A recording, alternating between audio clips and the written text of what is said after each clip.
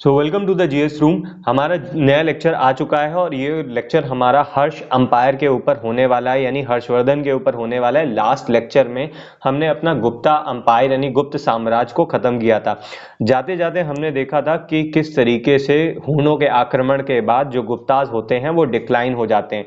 मैंने आपको बताया भी था जो गुप्ता थे वो बेसिकली आपके उत्तर प्रदेश और बिहार वाले पोर्शन में कंसंट्रेटेड थे और यहीं से वो चारों डायरेक्शन में फैलते हैं।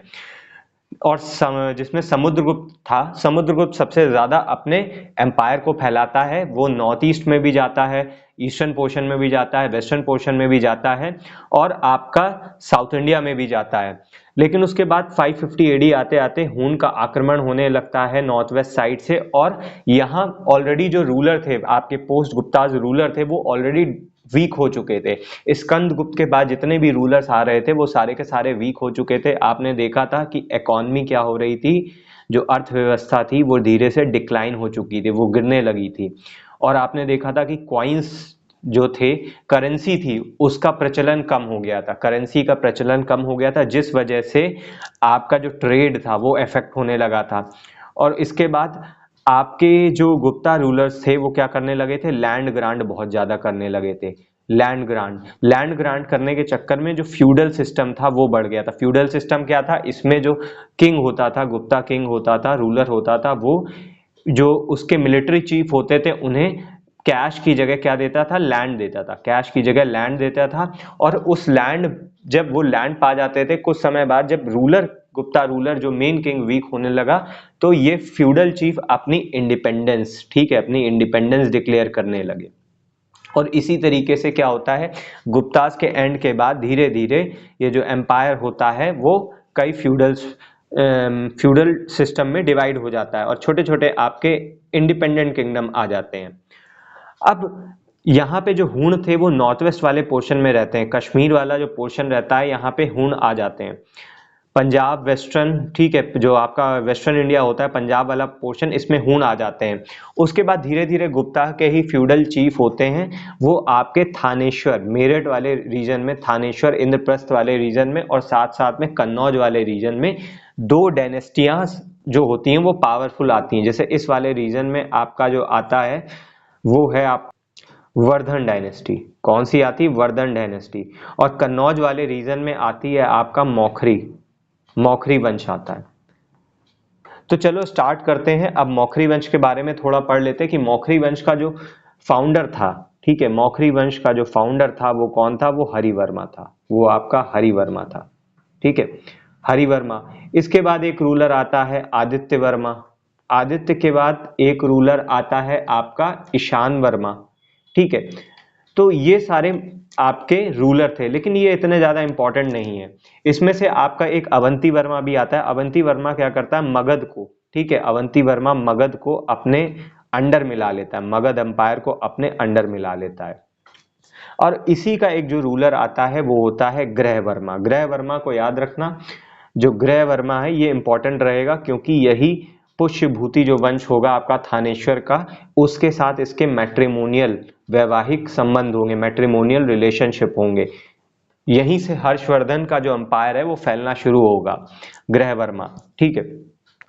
अब थानेश्वर में आ जाओ, मेरठ वाले रीजन में, मेरठ दिल्ली वाले रीजन में जो आपका थानेश्वर था, यहाँ पे एक आता है वर्धन डायनेस्टी, ठीक है, वर्धन डायनेस्टी। इसे पुष्यभूति डायनेस्टी भी कहते हैं। क्या कहते हैं, पुष्यभूति डायनेस्टी, पुष्यभूति डायनेस्टी भी कहते हैं। इसका जो फाउंडर होता है वो आपका होता है प्रभाकर वर्धन, प्रभाकर वर्धन। अब प्रभाकर वर्धन की तीन बच्चे होते हैं, ठीक है, तीन इनकी संतानें होती हैं, जिसमें से एक आपका हर्ष होता है, एक राजवर्धन होता है और एक जो इनकी डॉटर होती है उसका नाम होता है राजश्री। अब जो मैंने ग्रह वर्मा बताया था, ग्रह वर्मा की शादी होती है राजश्री से, ठीक है, ग्रह वर्मा की शादी होती है मौखरी वंश के राजा ग्रह वर्मा की जो शादी होती है वो थानेश्वर की जो राजकुमारी होती है राजश्री से होती है और ये चली जाती है मौखरी वंश में, कन्नौज चली जाती है। अब यहाँ पे जो पोस्ट गुप्ता जो रूलर था, एक था देवगुप्त और बंगाल का एक रूलर था गौड़ डायनेस्टी का, गौड़ डायनेस्टी का एक बंगाल का रूलर था शशांक। ये क्या करते हैं, शशांक और देवगुप्त मिलके इस कन्नौज पर अटैक करते हैं और ग्रहवर्मा को मार देते हैं, ग्रहवर्मा को मार देते हैं, ग्रहवर्मा की डेथ हो जाती है। अब जब ये बात सुनता है जो राजवर्धन, इसका भाई जो होता है राजवर्धन, ये बदला लेने के लिए जाता है, ये बदला लेने के लिए कन्नौज पहुंचता और इसको भी मार देते हैं। जो देवगुप्त होता है और शशांक होता है, इसको भी मार देते हैं। अब जब ये बात हर्ष को पता चलती है तो हर्ष फाइनली आता है, कन्नौज को ओवरटेक करता है, लेकिन तब तक ये दोनों के दोनों भाग जाते हैं। ठीक है, ये बंगाल भाग जाता है शशांक, और देवगुप्त भी निकल जाता है। और इसके बाद हर्ष क्या करता है, हर्ष जो अपना अंपायर है आप देखोगे ये हर तरफ फैलाता है। ये मलवा पे कैप्चर करता है, ये मलवा कैप्चर करेगा, ठीक है, इधर पे मलवा कैप्चर करेगा, ये वाले रीजन पे वेस्टर्न इंडिया पे कैप्चर करेगा, ये इधर आपका पूरा बंगाल, बिहार, उड़ीसा सब जीत लेता है, ये सब जीत लेता है। लेकिन ये नर्मदा के पार नहीं जा पाता, नर्मदा रिवर के पार नहीं जा पाता है। नर्मदा रिवर के पास ये अपना एम्पायर एक्सटेंड करने की कोशिश करता है, लेकिन इसकी लड़ाई हो जाती है पुलाकेशिन सेकंड से। ठीक है, पुलाकेशिन सेकंड से, जो कि आपका था चालुक्य वंश का, चालुक्य वंश के पुलाकेशिन सेकंड से लड़ाई होती है और ये हार जाता है। और इसका जो हमें साक्ष्य मिलता है वो एहोल इंस्क्रिप्शन से मिलता है। ठीक है, एहोल इंस्क्रिप्शन आपके पुलकेशिन के दरबारी ने लिखा था, एक जो दरबारी थे, पोएट थे, उन्होंने लिखा था, रवि कीर्ति द्वारा ये एहोल इंस्क्रिप्शन लिखा गया, जिसमें पता चलता है कि हर्षवर्धन को पुलकेशिन सेकंड हरा देता है नर्मदा तट पर। तो इस मैप को भाई आप अच्छी तरीके से देख लो। ठीक है, इस मैप को आप अच्छी तरीके से देख लीजिए यहाँ पे कि कन्नौज ये रहा, ये जो पोर्शन है आपका कन्नौज है, कन्नौज में ही सेंटर ऑफ पावर हो जाती है। अब जो एक टाइम पे पावर मगध रहती है, पाटलिपुत्र रहती है, वो कन्नौज शिफ्ट हो जाती है। अब उसका रीजन क्या होता है, रीजन होता है सिंपली डिक्लाइन। हूणों के आने के बाद से जो ट्रेड होता है ना, आपका ट्रेड जो वेस्टर्न ट्रेड होता है वो पूरा का पूरा डिस्टर्ब हो जाता है। अब जो पोस्ट गुप्ता में जो ट्रेड हो रहा होता है वो ईस्टर्न, ठीक है, ईस्टर्न साइड से ट्रेड हो रहा होता है, और चाइना, मलेशिया, इंडोनेशिया वाले रीजन से जो आपका ट्रेड हो रहा होता है, इस वाले रीजन से ट्रेड होता है आपका, ये वाले रीजन का ट्रेड पूरी तरीके से खत्म हो जाता है। तो इस वजह से क्या होता है, पाटलिपुत्र में से जो पावर होती है वो कन्नौज पे शिफ्ट हो जाती है, क्योंकि कन्नौज नॉर्थ इस वाले रास्ते को कंट्रोल करता था। तो यहाँ से जो भी आता था ट्रेड, नॉर्थ साउथ का ट्रेड होता था और ईस्ट वेस्ट का ट्रेड होता था, वो कन्नौज से आप कंट्रोल होता था, यहाँ पे एक टैक्स वसूलते थे। ठीक है, तो इतनी जानकारी मेरे हिसाब से आपके लिए हर्ष एम्पायर के लिए हो गई है। अब इसके बाद जब हम एमसीक्यू चलेंगे तो उसमें सारे एडिशनल पॉइंट मैं आपको बताता चला जाऊंगा। अब एक चीज इंटरेस्टिंग बहुत है हर्ष एम्पायर के बारे में, कि हर्ष एम्पायर के टाइम पे कौन आया था, आपका फाहियान आया था। ठीक है, एक चाइनीज ट्रैवलर फाहियान आया था, वो हर्ष के टाइम पे आता है और काफी टाइम रहता है आपका, ये आपका 629 से लगा के 645 एडी तक रहता है। ठीक है, 629 से लगा के 645 एडी तक भारत में रहता है, और ये भारत में रहता है, एक बुक लिखता है। ठीक है, इसको सियुकी कहते हैं, क्या कहते हैं, सियुकी बुक लिखता है। इसमें हर्षवर्धन के बारे में, इंडिया के बारे में काफी एक्सप्लेनेशन देता है, हर्ष का जो बैटल हुआ था पुलकेशिन से उसके बारे में भी देता है, इवन चालुक्यन डायनेस्टी विजिट करता है। तो फाहियान का जो बुक होती है वो भी हर्ष टाइम पीरियड के बारे में, उस टाइम की सोसाइटी के बारे में, राजा के बारे में, एडमिनिस्ट्रेशन के बारे में बहुत सारी जानकारी देती है। अब आप एक चीज देख लो, हर्ष के अलावा जब सातवाहन यहां से जाते हैं, मैंने आपको बताया था वाकाटक वंश आता है, और वाकाटक के बाद चालुक्य वंश आता है। ठीक है, चालुक्यन डायनेस्टी मेन हो जाती है। चेर देखो, अब पल्लव तो बहुत टाइम से, इवन गुप्त के मतलब मौर्य के टाइम से पहले, बुद्ध के टाइम से ही, अशोक में आपने देखा होगा एक इंस्क्रिप्शन था मेजर रॉक एडिक्ट में, उसमें चेर चोल पांड्यास के बारे में बताया गया था। तो ये साउथ इंडिया में तो ये चल रहे थे। ये कलिंग वाला अंपायर हो जाता है। ठीक है, इधर ये आपका थानेश्वर हो जाता है।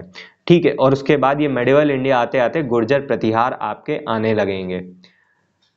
अब ये मैप एक और देख लो, 590 एडी के टाइम पे इंडिया की क्या मतलब जो इंडिया की पोजीशन होती है उस टाइम पे क्या होती, उस समय मैत्रक वेस्टर्न इंडिया पे डायनेस्टीज आ जाती हैं। ये सब फ्यूडलिज्म के चक्कर में होता है, क्योंकि हर्ष भी क्या करता है, लैंड ग्रांट बहुत ज्यादा करता है। इसके समय भी इकोनॉमी कॉइन्स करेंसी सिस्टम इतना होता नहीं, तो लैंड ग्रांट बहुत ज्यादा करता है। ये लैंड ग्रांट पा के जो मिलिट्री चीफ होते हैं अपने इंडिपेंडेंट किंगडम बना लेते हैं जब मेन अथॉरिटी वीक होती है। तो हर्ष का भी जो एम्पायर था वो डिसेंट्रलाइज था, ठीक है, विकेंद्रीकृत साम्राज्य था इसका। नीचे आप देखो चालुक्य आ जाएंगे, चालुक्य की भी कई जो ब्रांच आती हैं, एक बदामी के चालुक्य आते हैं, वेंगी के चालुक्य आते हैं, नीचे पल्लव और चोल पांड्याज ये तो चलते रहेंगे।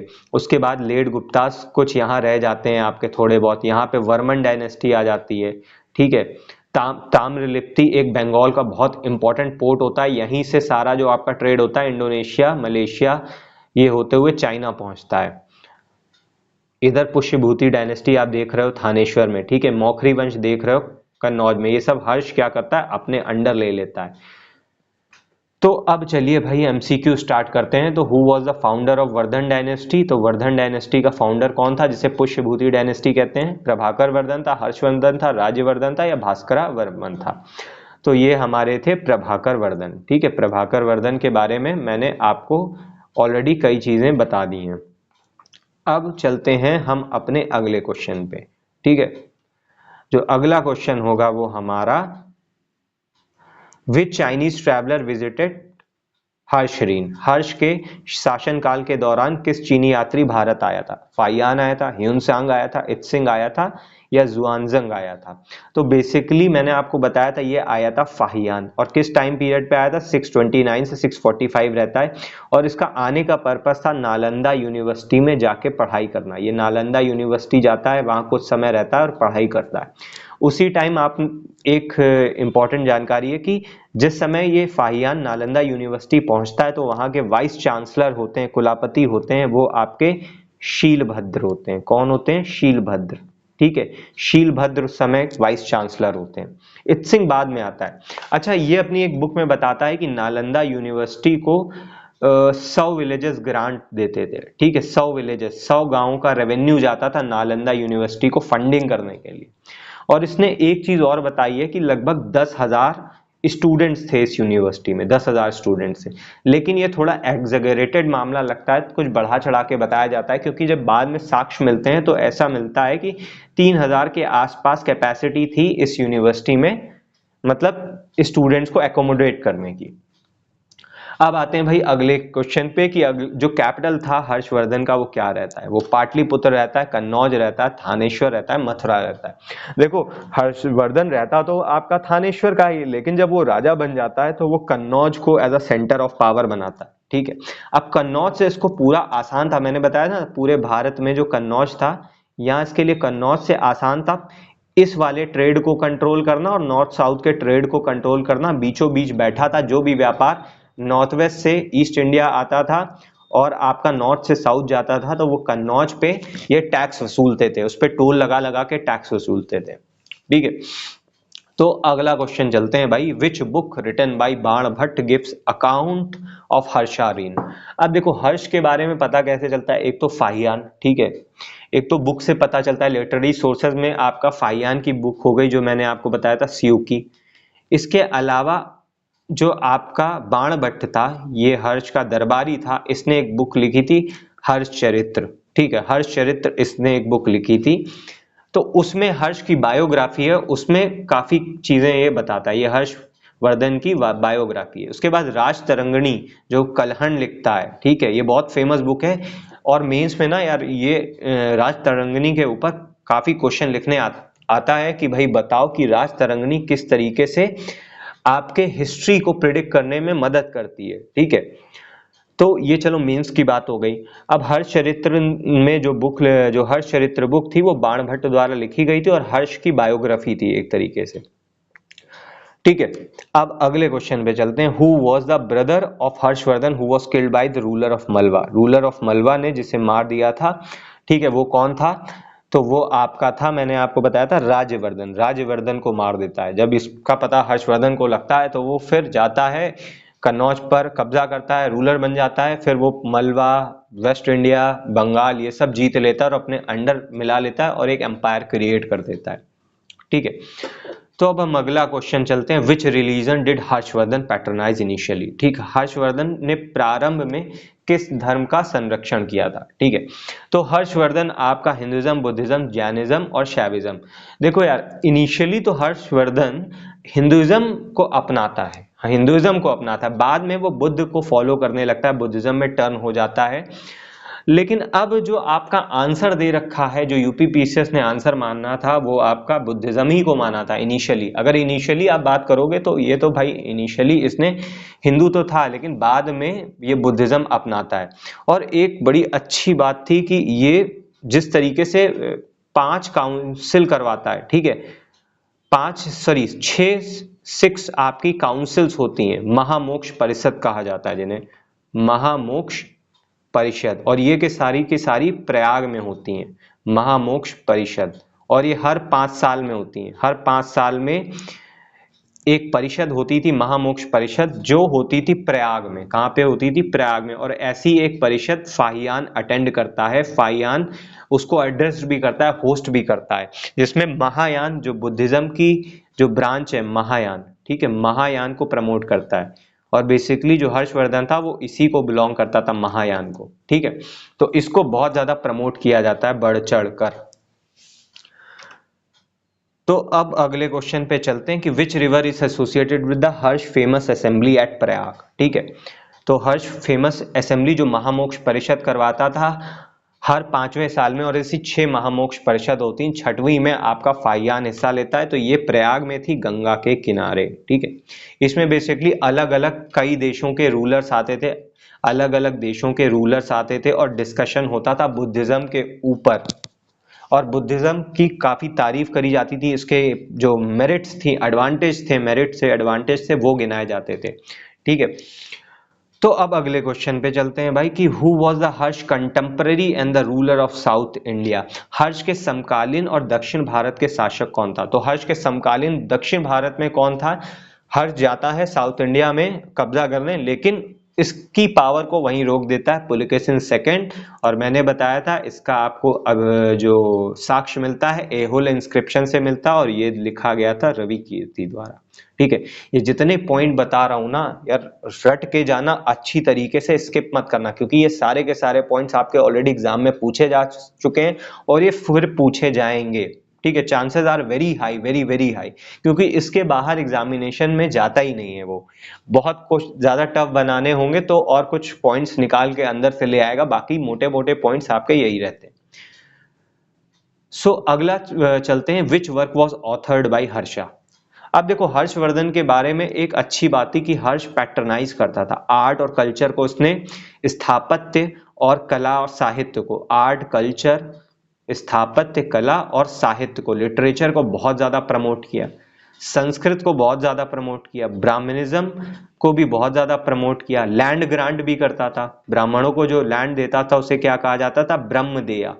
ब्रह्मदेया क्या होती थी? हर्ष द्वारा दी गई लैंड ग्रांट्स टू द ब्राह्मण। और इसमें क्या होता था? कोई टैक्स नहीं होता था। ठीक है, कोई भी टैक्स नहीं होता था, ब्राह्मण इसमें आराम से रूल करते थे, रहते थे, जो टैक्स होता था वो खुद वसूलते थे।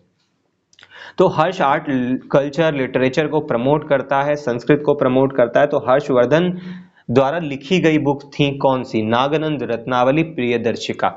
अब ऐसा बोला जाता है कि भाई ये तीनों की तीनों बुकें हर्ष द्वारा लिखी गई हैं, लेकिन जो क्रिटिक्स हैं उनका कहना है एक धावक नाम का पोएट था, धावक नाम का पोएट था, उसको पैसे देके ये बुक उसने ये लिखी थी, उसको बहुत सारे गिफ्ट दिए जाते हैं और फाइनली क्रेडिट दे दिया जाता है हर्षवर्धन को।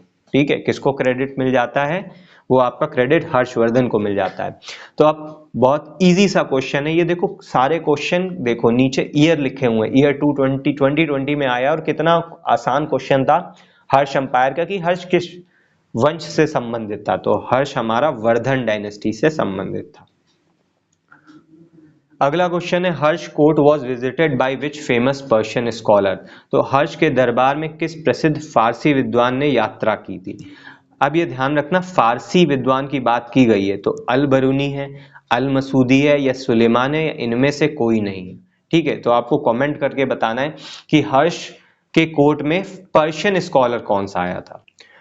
तो भाई इनमें से कोई भी पर्शियन स्कॉलर हर्ष के टाइम पे नहीं आएगा। अल बरूनी आगे आएगा, अल मुसदी, सुलेमान, ये सब आने वाले टाइम पे आएंगे, मेडिवल इंडिया में आएंगे। तो इनमें से कोई भी हर्ष के टाइम पीरियड पे नहीं आया था।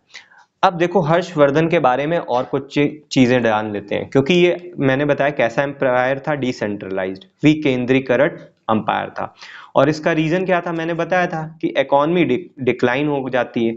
इकोनॉमी डिक्लाइन होती, वो भी क्यों हो जाती, क्योंकि करेंसी अब छपती नहीं है, गोल्ड सिल्वर इन सब की शॉर्टेज हो जाती है, ठीक है, और क्वालिटी ऑफ दी कॉइन्स होते हैं वो डेट्रियोरेट हो जाते हैं। करेंसी जब डाउन मारेगी तो इकोनॉमी डाउन मार गई, इकोनॉमी डाउन मार गई तो अब जो पेमेंट करेगा वो कैश में ना करके किस में देता है, जमीन, लैंड ग्रांट के फॉर्म में देता है। और लैंड ग्रांट पाकर जो चीफ थे, मिलिट्री चीफ थे, वो अपने आप को इंडिपेंडेंट बना लिया। इंडिपेंडेंट हो गए तो डिसेंट्रलाइज्ड एम्पायर हो गया, ठीक है। अब युद्ध के दौरान क्या होता था, ये सारे के सारे जितने फ्यूडल होते थे, ठीक है, मिलिट्री चीफ होते थे, ये इसको मदद करने के लिए युद्ध के टाइम पे आ जाते थे और अब समय समय पे अपना गिफ्ट वगैरह और जो रेवेन्यूज वगैरह हैं वो दिया करते थे, ठीक है।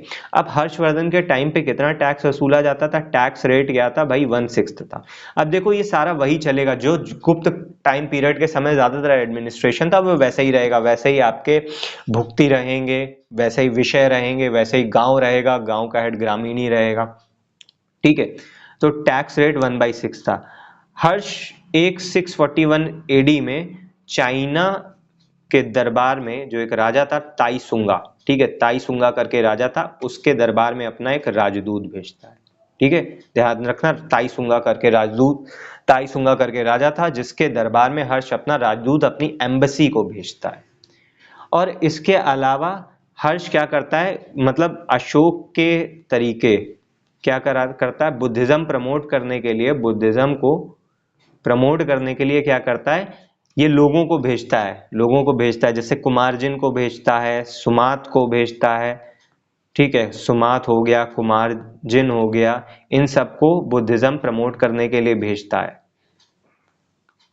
तिब्बत में भी भेजता है, जैसे आपका तिब्बत में भी कई लोगों को बुद्धिज्म प्रमोट करने के लिए भेजता है, जिसमें से आपके एक बुद्ध कीर्ति थे, ठीक है, बुद्ध कीर्ति थे। अब इसके अलावा जैसे चाट और भाट क्या थे, चाट एवं भाट, चाट और भाट सैनिकों को बोला जाता था, ठीक है, चाट और भाट हर्ष के टाइम पे सैनिकों को बोला जाता। और ये बेसिकली मिलिट्री कैंप्स लगाते थे, मिलिट्री कैंप्स लगाते थे, टेम्परेरी मिलिट्री कैंप्स होते थे 10 टाइप के, इनको स्कंधावर्स बोला जाता था, स्कंधावर्स बोला जाता। ऐसे ही एक मिलिट्री कैंप में हर्ष की मुलाकात होती है बाणभट्ट में। अब उसका नाम क्या है वो आपको बताना है, कौन सा मिलिट्री कैंप था जहां पे हर्ष की मुलाकात होती है। तो ये सारा का सारा आपका हर्षवर्धन का अंपायर था। अब देखो जो भी चीज इसमें मिसलिनियस पॉइंट्स आपके छूट जाएंगे वो मैं आपको कवर कर दूंगा। हाँ, हर्ष के 2 इंस्क्रिप्शन याद रखना, एक बांसखेड़ा इंस्क्रिप्शन था, ठीक है, बांसखेड़ा, ये इंस्क्रिप्शन था हर्ष का, जो वर्धन कोटी लिखता, और दूसरा मधुबन, कौन सा था, मधुबन। ये 2 हर्ष के इंस्क्रिप्शन थे जिसके बारे में हमें नॉलेज मिलती है। ये आपका लिखता है वर्धन कोटी, वर्धमान कोटी लिखता है, और इसको लिखता है कपिथिका, ठीक है, इसे लिखता है कपिथिका, और ये लिखता है वर्धमान कोटी, आपका वर्धमान कोटी, ठीक है। तो ये इंस्क्रिप्शन याद रखना। बेसिकली ये आपका मऊ में था, यूपी के मऊ में था, और ये यूपी के शाहजहांपुर में था, ठीक है। तो ये सारी की सारी बात हो गई। अब एक चीज वाकाटक वंश भी यहां से देख लो, मैंने आपको बताया था सातवाहन, आपने पढ़ा होगा, मैंने आपको पढ़ा चुका है सातवाहन। तो सातवाहन के बाद साउथ इंडिया में एक वंश आता है वाकाटक, ठीक है, वाकाटक वंश आता है, वाकाटक वंश आता है आपका साउथ इंडिया में। अब इसके जो फॉर्मेशन रहता है, ये फॉर्मेशन करता है आपका विंध्य शक्ति, ठीक है, इसका जो रूलर होता है, कमांडर होता है, मतलब जो इसको फाउंडर होता है वो विंध्य शक्ति रहता है, एक मिलिट्री कमांडर होता है। और यही सातवाहनों का ही मिलिट्री कमांडर होता है, वही फाइनली पावरफुल होकर विंध्य शक्ति डेक्कन और विदर्भ वाला जो कर्नाटक में पोर्शन है वह वाकाटक बना देता है। अब जो कॉपर प्लेट इंस्क्रिप्शन मिलते हैं साउथ इंडिया में, बहुत ज्यादा कॉपर प्लेट इंस्क्रिप्शन मिलते हैं, ठीक है, ताम्रपत्र वाले इंस्क्रिप्शन मिलते हैं, तो उनसे हमें इनके बारे में जानकारी मिलती कि ये भी बहुत लैंड ग्रांट करते थे। ज्यादातर देखो जो फ्यूडल चीफ आपको मिलेंगे वो भी वही सेम प्रोसेस फॉलो करेंगे, ठीक है, वो भी सेम प्रोसेस फॉलो करेंगे। अब इसका जो एक संस्थापक था वो कौन था, विंध्य शक्ति हो गया। उसके बाद जो इसका रूलर आता है वो आता है प्रवर सेन वन, ठीक है। ज्यादा इंपॉर्टेंट इनके बारे में कुछ है नहीं, मोटे मोटे पॉइंट है। 275 एडी के पास आता है, 335 एडी तक रहता है, 275 से 335 एडी तक रहता है। अब इसके बारे में इंपॉर्टेंट है, 4 अश्वमेध यज्ञ करता है, ठीक है, 4 आपके अश्वमेध यज्ञ करता है और एक राजसूय यज्ञ करता है, और एक राजसूय यज्ञ करता है, ठीक है, 4 अश्वमेध और एक राजसूय यज्ञ करता है। और एकमात्र ये राजा था प्रवर सेन जो महाराजा या सम्राट का टाइटल अडॉप्ट करता है, ओनली किंग टू अडॉप्ट महाराजा और सम्राट, ठीक है। इसके बाद हमारे रुद्रसेन वन आते हैं, रुद्रसेन वन आएगा, फिर आपके पृथ्वी सेन वन आएंगे, ठीक है, पृथ्वी सेन वन आएंगे। अब इनके बारे में बहुत ज्यादा कोई इंपॉर्टेंट नहीं है, ठीक है, ना इनका टाइम पीरियड आपको ज्यादा याद करने की जरूरत है। उसके बाद जो अगला शासक आएगा पृथ्वी सेन के बाद वो रहेगा रुद्रसेन सेकंड, ठीक है, रुद्रसेन सेकंड। अब रुद्रसेन सेकंड का जो टाइम पीरियड था वो 385 से लेके 319 था, ठीक है। तो जो प्रभावती गुप्ता थी, चंद्रगुप्त सेकंड की जो बेटी थी प्रभावती गुप्ता, उसकी शादी इससे होती, मैंने आपको बताया था। प्रभावती गुप्ता, प्रभावती गुप्ता किसकी बेटी थी, चंद्रगुप्त सेकंड की।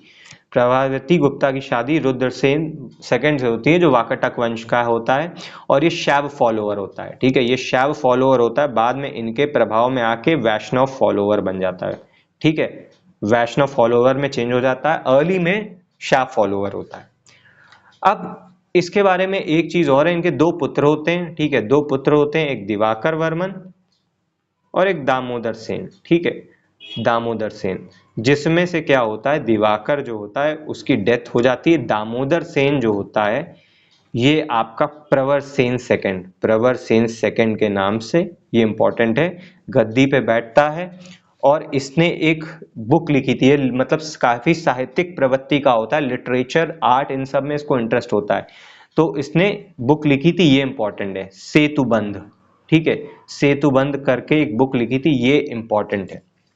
फाइनली क्या होता है कि आपकी इसकी एक शाखा और होती है, एक अलग ब्रांच चल रही होती है जो सर्ववर्मन ने, सर्वसेन ने फॉर्म की थी, ठीक है, जो सर्वसेन ने फॉर्म की थी, आपकी वाकाटक की एक अलग ब्रांच होती है। स्टार्टिंग में ही ये बन जाती है, सर्वसेन बनाता है जिसकी कैपिटल बसीन होती है, ठीक है। तो फाइनली इसी ब्रांच का जो आखिरी रूलर होता है हरिशेन, ठीक है, ये इस पर अटैक करता है, इस पर अटैक करता है मेन वाली ब्रांच में जिसमें पृथ्वी सेन सेकंड होता है, और इस पर अटैक करके इसको मिला लेता है, ठीक है। और फाइनली इस तरीके से 510 आते आते ये खत्म हो जाते हैं। उसके बाद चालुक्य डायनेस्टी हमारी आगे आती है। तो अब ये सारा लेक्चर का आपका एंड हो चुका है। इसमें मैंने आपको हर्षवर्धन के बारे में बता दिया है पोस्ट गुप्ता पीरियड में, ठीक है। इसमें मैंने आपको बता दिया है वाकाटक वंश के बारे में। अब जो हमें पढ़ना होगा पोस्ट गुप्ता में, हम वो नीचे पढ़ेंगे, थोड़ा सा चालुक्य चोल के बारे में हम नॉलेज लेंगे, उसके बाद हम पांड्यास पढ़ेंगे, और इसी तरीके से फाइनली हम अब मेडिवल इंडिया में, अर्ली मेडिवल इंडिया में एंटर कर जाएंगे। तो भाई अब जिन्होंने भी ये प्रीवियस लेक्चर नहीं देखे हैं वो देखो जाके, और मेरा जो टेलीग्राम लिंक है, ठीक है, टेलीग्राम का लिंक है वो आपको यूट्यूब चैनल पे मिल जाएगा, और इंस्टाग्राम पे इसको आप फॉलो कर लो जाके, वहां पे आपको कई सारे एमसीक्यू देखने को मिलेंगे, और बहुत जल्दी इन सारे लेक्चर्स की पीडीएफ आपको 1-2 दिन में वहां मिल जाएगी। तो भाई जो हमारा अगला क्वेश्चन है कि इनमें से कमांडर इन चीफ कौन था हर्ष का, भांडी था, ठीक है, हिंदी में भंडी कहते हैं, इंग्लिश में भांडी। स्कंदगुप्त था, अमात्य था, या विष्णुगुप्त था। खैर अमात्य तो एक आपका ऑफिसर्स का टाइटल था, विष्णुगुप्त भी नहीं था, वो तो चाणक्य थे, स्कंदगुप्त भी नहीं था, गुप्त काल का रूलर था, तो ये हमारा भंडी था, ठीक है, ये ध्यान रखना, ये बहुत इंपॉर्टेंट क्वेश्चन है, ये 2022 में पूछा गया। अब देखो यहाँ पे थोड़ा लेवल पीसेस का बढ़ा दिया गया, इसमें क्वेश्चन का लेवल अच्छा है, मतलब उसका नाम पूछ लिया है। तो कमांडर इन चीफ हर्ष का क्या था, भांडी था। अब जैसे इसका जो अश्व कैवलरी का हेड था, मतलब जो कैवलरी थी, अश्व सेना थी, उसका जो हेड था वो कुंतल था। कौन था, कुंतल था, ठीक है। और जो आपकी जो आर्मी थी उसका जो सेना है, मतलब फुट पैदल सेना का, इन्फेंट्री का, सिंहनाद नाम था, ठीक है, उसका सिंहनाद नाम था। चलो भाई अगले क्वेश्चन में। अब देखो अगला क्वेश्चन, हर्ष के बारे में काफी चीजें कंप्लीट हो चुकी हैं, ऑलमोस्ट हर्ष एम्पायर कंप्लीट हो चुका है। अब थोड़ी पोस्ट गुप्ता इसी की सोसाइटी की बात कर लेते हैं। यार सोसाइटी में क्या क्या था, देखो तो गुप्तोत्तर समाज की क्या विशेषता थी। कास्ट सिस्टम अभी तक नहीं था, कास्ट सिस्टम आपको जल्दी जल्दी देखने को नहीं मिलेगा। अब गुप्ता पोस्ट गुप्ता के बाद कास्ट बहुत ज्यादा प्रेवलेंट हो जाती है। उसके लिए भी रीजन क्यों होता है ना, कास्ट इसलिए प्रेवलेंट हो जाती है, मैंने आपको बताया था यहाँ वैश्य की, जो वैश्य की कंडीशन होती है वो बहुत ज्यादा इंप्रूव हो जाती है। और वैश्यों की कंडीशन इंप्रूव होने के कारण क्या होता है, मतलब सब अलग अलग प्रोफेशन, अलग अलग जो आपका ऑक्यूपेशन है प्रोफेशन करने लगते हैं। तो जब अलग अलग प्रोफेशन करते हैं तो कास्ट सिस्टम का जन्म होता है, ठीक है, कास्ट सिस्टम का जन्म होता है। राइज ऑफ रीजनल पावर बढ़ जाती, क्षेत्रीय शक्तियों का उदय क्यों होता है, मैंने आपको बता दिया। जैसे आप नीचे देखोगे चालुक आ गया, वाकाटक वंश आ गया, इधर मैत्रक वंश आ गए, मालाज आ गए, तो ये सब मैप में आपको दिखाया था। तो रीजनल पावर का भी रीजन था, क्यों, डिसेंट्रलाइजेशन, लैंड ग्रांट, सामंतवादी जो सामंत था, जो फ्यूडलिज्म था उसका जन्म होने लगा था, ठीक है। बुद्धिज्म डिक्लाइन होने लगा था, मैंने आपको बताया था गुप्त पीरियड में बुद्धिज्म का डिक्लाइन होने लगा था। क्यों होने लगा था, क्योंकि बुद्धिज्म जिस पर्पस से बना था, जैसे दो तीन चीजें मैंने आपको बताई थी कि भगवान बुद्ध जो थे, मतलब सॉरी लॉर्ड जो बुद्धा थे, वो खुद भगवान में नहीं मानते थे, लेकिन बाद में महायान ने उन्हें भगवान बना दिया और मूर्ति बना दी, वो मूर्ति में भी नहीं मानते। तो ये सारी चीजें थी। और उसमें भी फिर क्या आने लगा कि ये लोग भी एकदम, जैसे पहले ब्राह्मणों की कंडीशन थी कि खूब लैंड ग्रांट्स लेना, लग्जरियस लाइफ जीना, जो कि इनिशियल बुद्धिज्म का पर्पस नहीं था कि नॉर्मल सिंपल लाइफ जीनी है। तो ये सारी चीजें आपकी बुद्धिज्म को डिक्लाइन कर देती हैं। और आपने देखा ब्राह्मणिज्म एक नया फॉर्म ले लेता है, भगवतिज्म आता है, वैष्णविज्म आता है, पुराण लिखे जाते हैं, कंपाइलेशन होता है इन सारी चीजों का। तो जो आपका ब्राह्मणिज्म है एक नए फॉर्म में आ जाता है और वो बुद्धिज्म को पूरा अपने अंदर ले लेता है, ठीक है। तो ये सारी चीजें थी, जो आपकी पोस्ट गुप्ता सोसाइटी थी उसमें ये सारी चीजें थी। अगला क्वेश्चन करते हैं, which currency was commonly use during post Gupta period. अब देखो पोस्ट गुप्ता पीरियड में मैंने बताया था कि करेंसी का डिक्लाइन होने लगा था, करेंसी आपकी डिक्लाइन होने लगी थी, कॉइन्स वगैरह उतने ज्यादा नहीं आते थे, क्योंकि रोमन एम्पायर का, बहुत इंपॉर्टेंट है ये बात बता रहा हूं क्यों ऐसा हुआ था, रोमन एम्पायर का ट्रेड डिक्लाइन हो जाता है, ठीक है, ट्रेड डिक्लाइन हो जाता है। रोम जो अभी तक सिल्क ले रहा था चाइना से, सिल्क रूट जो आता था आपका इंडिया के ऊपर होते हुए, तो रोमन एम्पायर सिल्क मंगवाता था चाइना से, और इसका फायदा क्या उठाते थे, इंडियंस उठाते थे। इस रास्ते में वो क्या कर देते थे, रास्ते में वो टोल वसूलते थे। तो अब रोमन सिल्क लेन बनाना सीख गए थे, तो ये अब मंगवाते नहीं, तो इसके बदले में जो गोल्ड इंडिया को आता था वो डिक्लाइन होने लगा, तो गोल्ड कॉइन्स भी डिक्लाइन होने लगे। तो जो मेजरली आपके थे वो सिल्वर कॉइन्स थे। आपने देखा था चंद्रगुप्त मौर्य ने शकों को वेस्टर्न इंडिया में जीतने के बाद, गुजरात वाले पोर्शन में, काठियावाड़ वाले पोर्शन में जीतने के बाद सिल्वर के सिक्के चलाए थे, ठीक है। तो इसका सही ऑप्शन है हमारी रजत मुद्राएं। Which of the following describes the economy of post Gupta, ठीक है। तो इकोनॉमी ऑफ पोस्ट गुप्ता के दौरान गुप्तोत्तर काल की अर्थव्यवस्था को निम्नलिखित में से कौन वर्णित करता है। डिक्लाइन ऑफ अर्बन सेंटर, हाँ, शहरों का जो पतन था ये बहुत हो रहा था, ठीक है, हम फिर से वापस जा रहे थे, फिर से वापस जा रहे थे अपने किसमें, रूरल इकोनॉमी की तरफ, ठीक है, ग्रामीण इकोनॉमी की तरफ वापस हम जा रहे थे। क्योंकि इस दौरान देखो जब ट्रेड कॉमर्स डिक्लाइन होगा, करेंसी डिक्लाइन होगी, तो जाहिर सी बात है टाउन्स तो डिक्लाइन हो ही जाएगा, ठीक है। Agree increase in trade with the west, west के साथ हमारा ट्रेड बढ़ रहा था, नहीं भाई वेस्ट के साथ ट्रेड नहीं बढ़ रहा था। एग्रीकल्चरल प्रॉस्पेरिटी थी, हाँ एग्रीकल्चरल प्रॉस्पेरिटी थी, ठीक है। तो राइज इन हैंडीक्राफ्ट, हाँ राइज इन हैंडीक्राफ्ट भी था। तो अब आपको बताना है इनमें से बेस्ट क्या इकोनॉमी को डिस्क्राइब कर रहा है। तो सबसे बेस्ट जो डिस्क्राइब कर रहा है इकोनॉमी को उस टाइम की, वो एग्रीकल्चर प्रॉस्पेरिटी थी, क्योंकि भारत हमेशा एग्रीकल्चर प्रॉस्परस देश रहा है, तो एग्रीकल्चर से ही टैक्स आता था। टाउन वाउन तो सारे के सारे डिक्लाइन हो गए थे, तो उनसे तो पैसा आ नहीं रहा है, तो पैसा आ कहां से रहा है, वो एग्रीकल्चर, कृषि समृद्धि की वजह से ये एम्पायर चल रहा था, ठीक है। अब जो अगला क्वेश्चन है कि विच आर्ट फॉर्म गेन्ड प्रोमिनेंस इन पोस्ट गुप्ता इंडिया, ठीक है। अब पोस्ट गुप्ता पीरियड के टाइम पे आर्ट फॉर्म कौन सी हुई, आपने देखा था पोस्ट मॉडर्न्स के टाइम पे, आपने देखा था ये बुद्ध की मोनेस्ट्रीज बनती हैं, ठीक है, मोनेस्ट्री बनना शुरू होती है पोस्ट मौर्य में, मौर्योत्तर काल में विहार बनना शुरू होते हैं, स्कल्पचर बनना शुरू होते हैं, ठीक है, पिलर बनना शुरू होते हैं, आपने देखा था स्टोन पिलर अशोक के जो आते हैं, रॉक एडिक्ट्स वगैरह लिखे जाते हैं वो सारे। अब इस दौरान क्या होता है, इस दौरान टेम्पल बनना शुरू हुए, केव पेंटिंग होना शुरू हुई, मूर्ति कला बनना शुरू हुई और सारी चीजें शुरू हो गई थी, ठीक है। तो ये सारी के सारे पोस्ट गुप्ता के पीरियड के अंदर आपके पास थी। आपने देखा होगा जो गुप्त कालीन में पहला जो टेम्पल आपके बन रहे थे, वो पहले टेम्पल जो ईंटों से बना पहला टेम्पल था भारत में, वो आपको कहाँ मिलता है, भीतर गांव, ठीक है, भीतर गांव में मिलता है, यूपी में। और इसकी जो रूफ थी, छत होती, वो फ्लैट थी, अभी जैसे मंदिर नहीं होता, तो छोटा सा मंदिर था, फ्लैट सा, ठीक है। इसके अलावा आप देखोगे तिगवा में विष्णु मंदिर मिलता है, एरण में विष्णु मंदिर मिलता है, भुमरा का शिव मंदिर होता है, देवगढ़ का दशा अवतार मंदिर होता है, बड़ा फेमस है देवगढ़ का दशावतार अवतार मंदिर, देवगढ़ का, ठीक है, जिसमें विष्णु जी के 10 अवतार हैं आपका।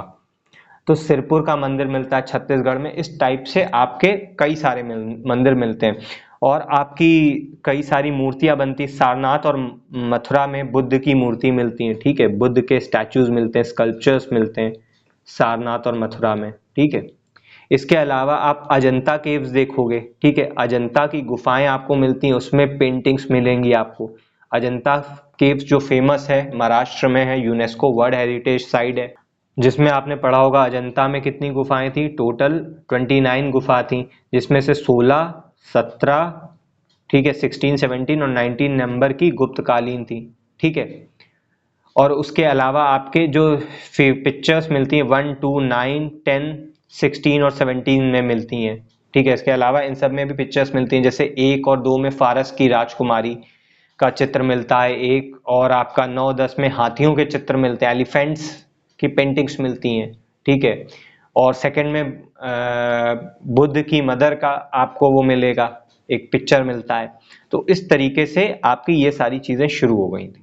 तो अब which sect of Hinduism become prominent, ठीक है, हिंदुइज्म का कौन सा सेक्ट प्रोमिनेंट हो गया था पोस्ट गुप्ता के बाद, पोस्ट गुप्ता के टाइम पे कौन सा संप्रदाय प्रमुख था। देखो पोस्ट गुप्ता के बाद ही सब गुप्त काल से शुरू होता है, ये शैविज्म, वैष्णविज्म, शक्तिज्म, ये सब के सब गुप्ता के बाद शुरू होते हैं, क्योंकि आप देखोगे फिर से ब्राह्मणिकल जो धर्म था, जो रिलीजन था, जो बुद्धिज्म आने के बाद क्या हो गया था, एकदम से गिरने लगा था, डिक्लाइन होने लगा था, वो गुप्ता और पोस्ट गुप्ता पीरियड में फिर से रिवाइव करता है और बहुत अच्छे फॉर्म में आता है। इसी टाइम मैंने आपको बताया ना, पुराण लिखे गए थे, सारे पुराण कंपाइल होते हैं, स्मृति कंपाइल्ड होती हैं, ठीक है, सारी, जैसे मनुस्मृति हो गई, इस टाइप की। उसके बाद आपके एपिक्स, महाकाव्य, महाभारत और रामायण, ये कंपाइल होते हैं। तो फिर से ब्राह्मणिज्म कल्चर रिवाइव हो रहा था बहुत अच्छी तरीके से। अब जो अगला क्वेश्चन है, what was the role of samanta in post Gupta. सामंत मतलब वही फ्यूडल चीफ, ठीक है, इनका रोल क्या होता था, मैंने आपको बताया था फ्यूडल चीफ कैसे बने। किंग क्या करता था, लैंड ग्रांट दे देता था, उसमें एक पर्टिकुलर लैंड में एक मिलिट्री अपना जनरल रहता था, वो क्या करता था, अपना उसी लैंड से रेवेन्यू वसूलता था, लोगों पर खर्च करता था, कुछ पोर्शन किंग को दे देता था। तो ये गुप्तोत्तर प्रशासन में सामंतों की भूमिका क्या थी, मिलिट्री गवर्नर थे, हाँ थे, और क्योंकि टाइम टू टाइम किंग को मदद भी करते थे, वॉर में सेना लेके जाते थे। रेवेन्यू कलेक्टर्स थे, हाँ थे, क्योंकि जो भी रेवेन्यू आता था इस लैंड का वो यही कलेक्ट करते थे। जमींदार थे, बिल्कुल थे, ये सभी थे, ठीक है, ये सभी थे।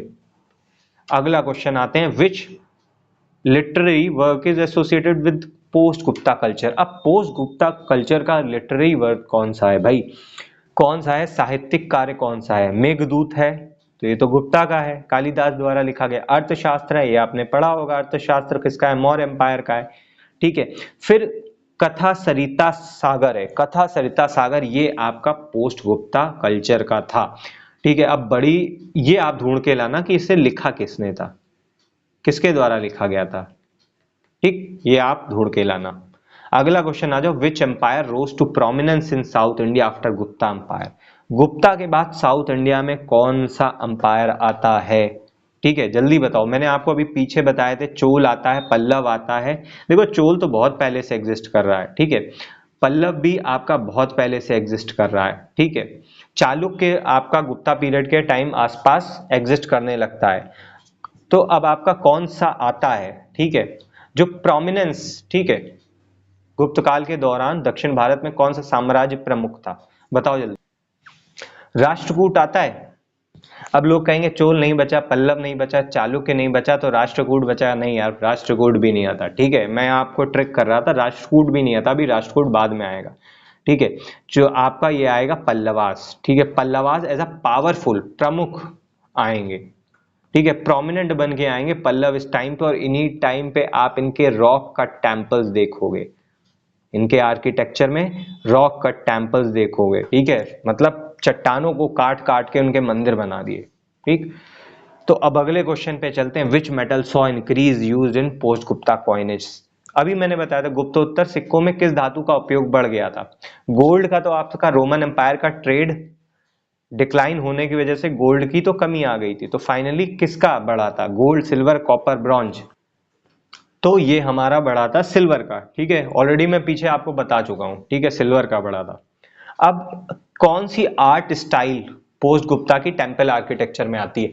अब देखो यार, इस पे आर्ट कल्चर पे मेरे को अलग से वीडियो बनाने हैं, ठीक है, तो ज्यादा परेशान मत होना। आर्ट कल्चर्स पे क्वेश्चंस रिलेटेड अलग बताऊंगा, मतलब उसमें आपको मिलेगा कि भाई कौन कौन सी बुक्स किसने लिखी, गुप्ता के टाइम पे लिटरेरी वर्क क्या थे, साहित्यिक कार्य क्या थे, कौन कौन से आर्किटेक्चरल चीजें थी, कौन कौन से स्कल्पचर्स बने, कौन कौन से टेम्पल्स बिल्ट हुए, ये बुद्ध की मूर्ति कहाँ मिली, गांधार आर्ट क्या थी, तक्षशिला और आपकी मथुरा आर्ट क्या थी, ये सारी चीजें अलग से एक वीडियो में बना दूंगा। विच art style influence post Gupta temple architecture.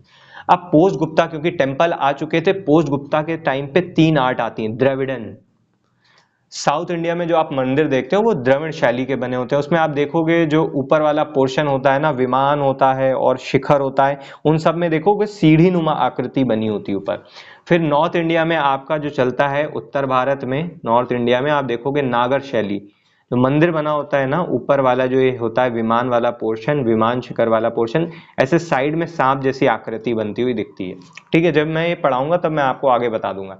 Vesara क्या होते हैं, बीच में मिलते हैं उड़ीसा में, यानी नॉर्थ और साउथ का मिक्सचर थे, यानी नागर और द्रविडियन का मिक्सचर थे। जैसे उड़ीसा में मिल जाएगा, बीच में डेक्कन वाले पोर्शन में आपको ये मिल जाएगा। तो भाई अगला क्वेश्चन है, which famous mathematician astronomer lived during post Gupta period. अब पोस्ट गुप्ता पीरियड के दौरान इनमें से कौन सा इंपॉर्टेंट जो आपका एस्ट्रोनॉमर था वो रहता था। आर्यभट्ट सेकंड थे, वराहमिहिर थे, ठीक है। वराहमिहिर तो गुप्त के टाइम पे थे और चंद्रगुप्त का 9 ज्वेल में से एक था, ठीक है। ब्रह्मगुप्त थे कि भास्कराचार्य थे, जल्दी बताओ कमेंट करके कौन। अब ये क्वेश्चन मैं आपके ऊपर छोड़ रहा हूँ, ढूंढ के लाना, ठीक है। मैं बहुत ज्यादा मेहनत कर रहा हूँ, अब आप भी कुछ चीजें करो अपने आप जाके। अब अगला क्वेश्चन है कि which religion continue to decline during post Gupta period. भाई बुद्धिज्म, बार बार बता रहा हूँ, बुद्धिज्म डिक्लाइन करता चला जा रहा है क्योंकि हिंदुइज्म बढ़ता चला जा रहा है, ठीक है। तो पोस्ट गुप्ता पीरियड के दौरान बुद्धिज्म डिक्लाइन होता है। फाइनली 11वीं-12वीं सेंचुरी आते आते ना, 11वीं-12वीं शताब्दी आते आते भारत में खत्म ही हो जाता है और बाहर ही बाहर रहता है। इसलिए देखोगे आज भी बुद्धिज्म भारत में एक माइनॉरिटी रिलीजन है, ठीक। अब which famous temple was build during post Gupta period.